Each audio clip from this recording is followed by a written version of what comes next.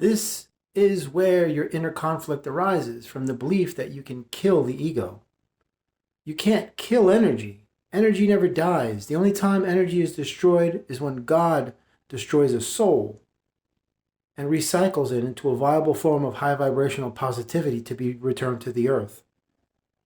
But this is where your conflict arises. People seem to think that you can kill your ego and that you are somehow exonerated from the human experience. And this is how they can assume the posture of living, or should I say existing, in a delusional fantasy world and a meditative Buddha bubble as these disingenuous spiritualists. You can't kill energy. You can't kill your ego. There is no ego death. There is no death of the ego. It's always there. The only thing you can do is transmute it as an ally and not allow it to control you as a nemesis.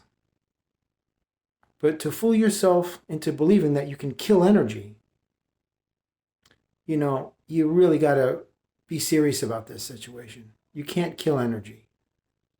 Energy never dies. It just transfers form.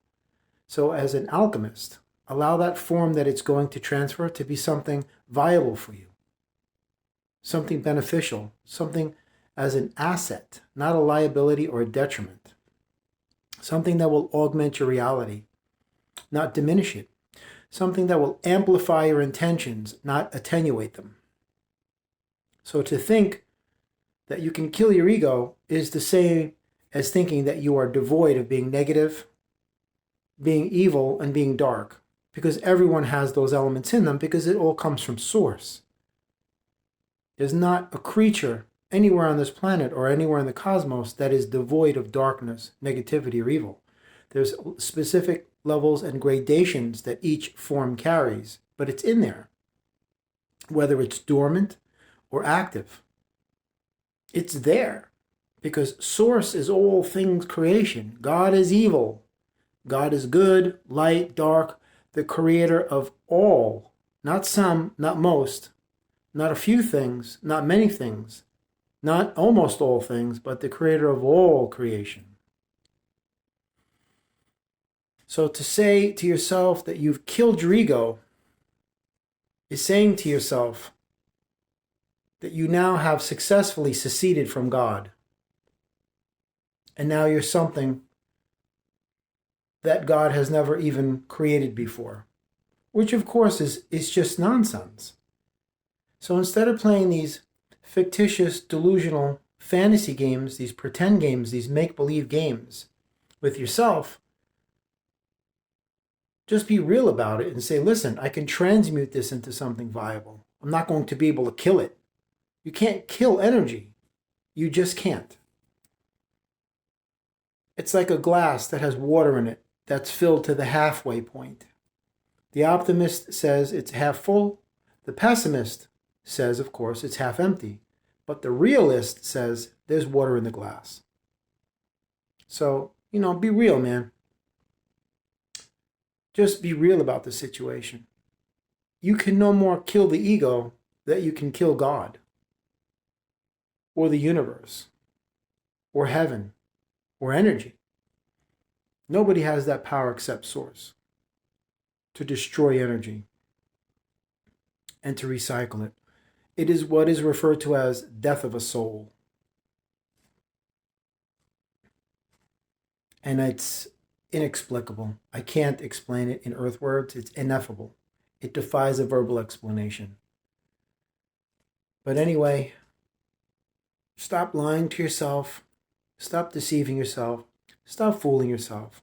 Stop tricking yourself into believing that these things are true because you heard somebody say it, so it sounds right, so that's what you're going to go with, and you'll align your beliefs with it, and on and on.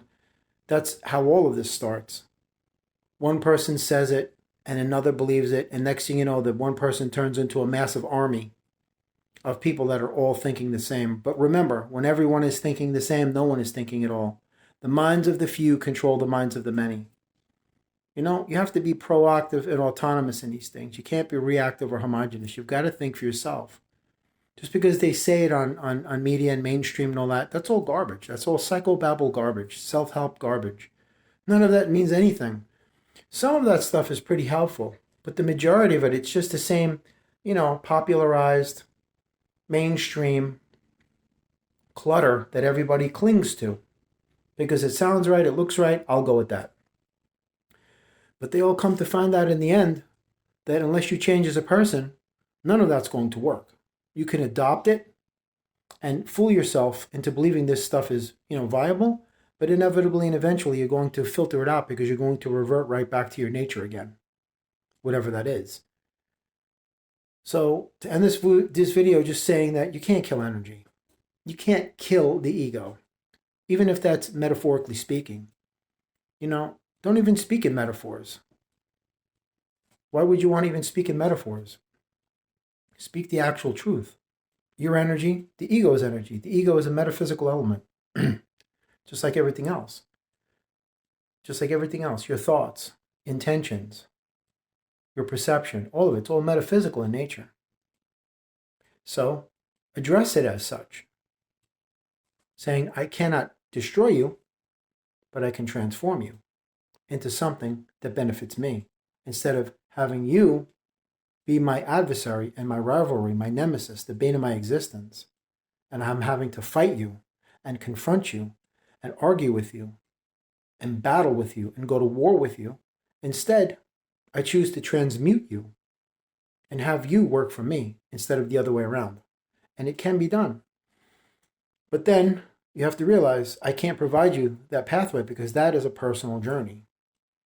Everybody gets it done in their own way, in their own time, in their own process. It's an individual exploration with a personalized discovery. So, in parting, don't fool yourself. You're not killing any ego. Arrogance is the voice of the ego. Humility is the voice of the soul. But that can be transmuted. It just takes time. You have to chisel away at the patterns and the habits and the routines and the cycles that you follow. And once they are degraded and deteriorated and dissolved, then that's a good starting point to begin transmuting the ego, because that's what it feeds off of, patterns and habits. And it gets you to tap into your feelings and emotions, not just to validate and confirm things, but also to empower things that should never have been empowered in the first place. So when you can circumvent that process from happening and you disconnect the power supply, which is you, then you can go to work on dismantling that thing and repurposing it for the greater good of your own personal journey. I'm just saying.